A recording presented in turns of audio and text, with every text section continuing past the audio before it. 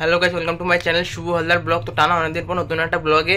তো আগের একটা ভিডিওতে আমি বলেছিলাম যে আমাকে টাটা কোম্পানি থেকে দুটো কপিরাইট স্ট্রাইক দিয়েছে, তো ওই কারণে 1-2 মাস ভিডিও দেওয়া হয়নি। তো এখন আস্তে আস্তে ভিডিও চ্যানেলে দেওয়া হচ্ছে। তোমরা যারা আমার সাবস্ক্রাইবার বন্ধুরা আছো তো প্লিজ সাবস্ক্রাইব করো এবং বন্ধুদের বান্ধবদের শেয়ার করো যে ইনফরমেশনগুলো যেগুলো আমি ছাড়ছি। তো আশা করি তোমাদের ভালো লাগবে। তোমরা এর আগে আমাকে অনেক সাপোর্ট করেছো, তো যার জন্য আমার চ্যানেলে 2900 সাবস্ক্রাইবার এসে দাঁড়িয়েছে। তো এইভাবে সাপোর্ট করো যাতে আমি আরও এগিয়ে যেতে পারি তোমাদের ভালোবাসায়।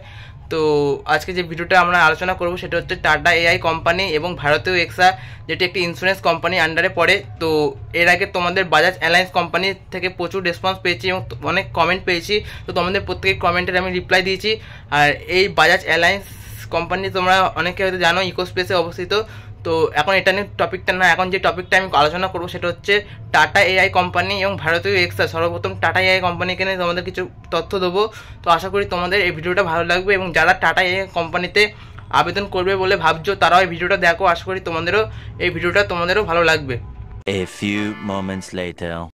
তো বন্ধুরা, আমি ওয়ার্ক ইন্ডিয়া অ্যাপ থেকে টাটা এআই কোম্পানিতে আবেদন করেছিলাম। আমি ভেবেছিলাম, প্রথমে আমাকে বলা হয়েছিল যে এটা একটা টিম লিডারের জব হবে। তো আমি জানতাম না এটা একটা ইন্স্যুরেন্স কোম্পানি আন্ডারে পড়ে টাটা এআই।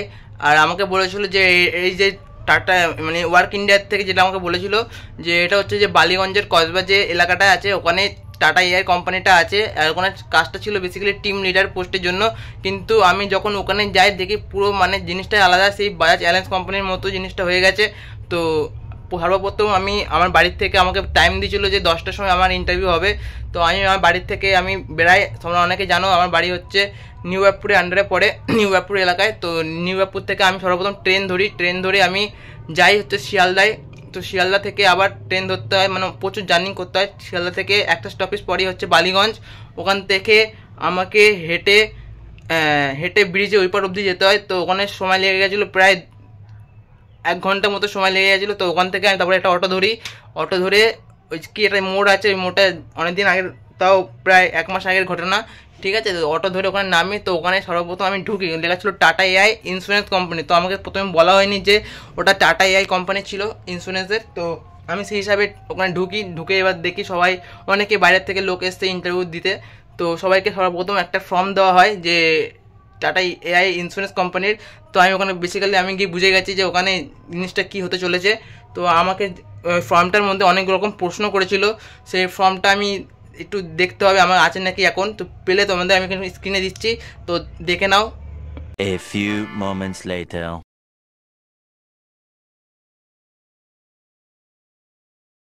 তো বন্ধুরা হচ্ছে এই দুটো যে ফর্ম আমাকে দেওয়া হয়েছিল, এখানে অনেক কিছু দেখতে পাচ্ছেন, নাম বিভিন্ন রকম ডিটেলস দেওয়া হয়েছে।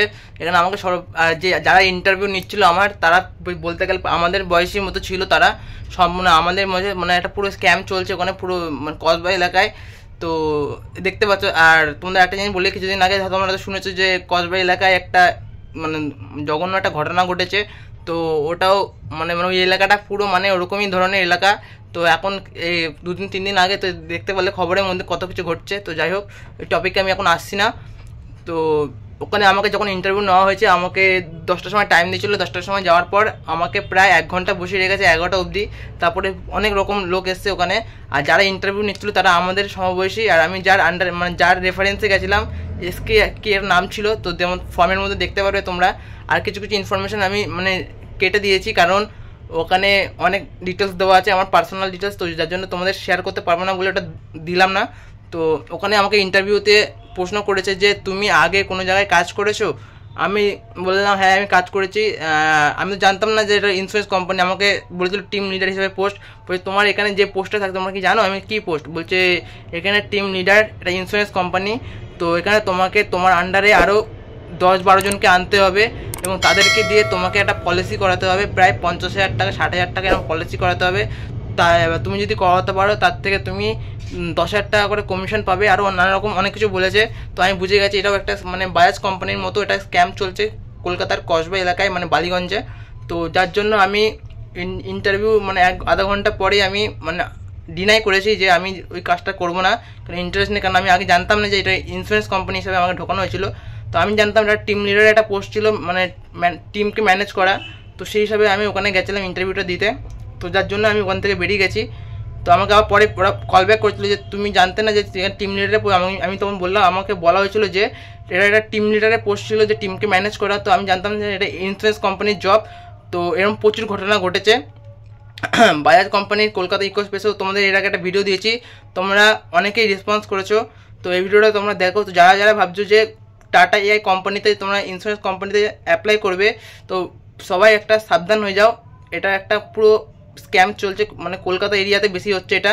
তো ওর সাথে অনেক বড় বড় মাথা আছে, তো যার কারণে কেউ অ্যাপ্লাই করো না এই কাজটাতে। আর ভারতীয় এক্সা যেটা আছে, ভারতীয় এক্সা কোম্পানি, ওটাও একটা কিন্তু পলিসি কোম্পানি, ওটাও একটা insurance company, same tata AI, Bajaj alliance, পুরো same to same case.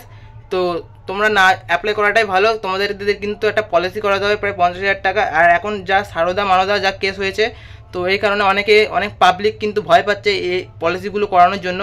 By chance তাদের টাকা ছোটো হয়ে গেলে কিন্তু তোমাদেরকেই ধরবে। তো যার কারণে এই কাজটাতে কেউ অ্যাপ্লাই করো না। এখানে তোমাকে প্রচুর লোক দেবে যে 30,000 টাকা 35,000 টাকা এরকম টাকা দেওয়া হবে। তো এগুলো এটা পুরো মানে কলকাতা শহরে এখন পুরো স্ক্যাম চলছে। তো না যাওয়াটাই ভালো, এই বলার ছিল আজকে। তো ভিডিওটা তোমাদের যদি ভালো লেগে থাকে তো অবশ্যই লাইক করো, কমেন্ট করো। আর তোমাদের যদি কোনো প্রশ্ন থেকে থাকে আমাকে অবশ্যই কমেন্ট বক্সে বলতে পারো, আমি তোমাদের সবার প্রশ্নের রিপ্লাই দিই কমেন্ট বক্সে। তো আজকে ভিডিওটা এই অবধি থাকছে। ভালো লাগলে লাইক করবে, কমেন্ট করবে এবং শেয়ার করবে।